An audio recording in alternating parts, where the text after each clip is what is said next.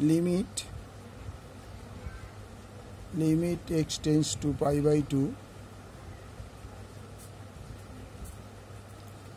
আমরা cos 90 minus theta মানে sin theta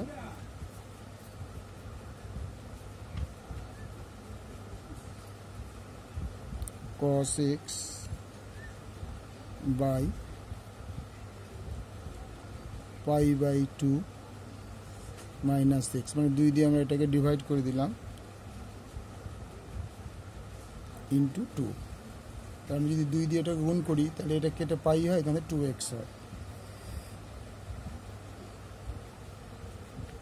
limit x tends to pi by 2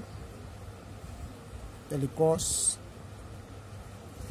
90 minus theta equal to sin 90 minus theta and sin theta তাহলে sin pi by 2 minus x by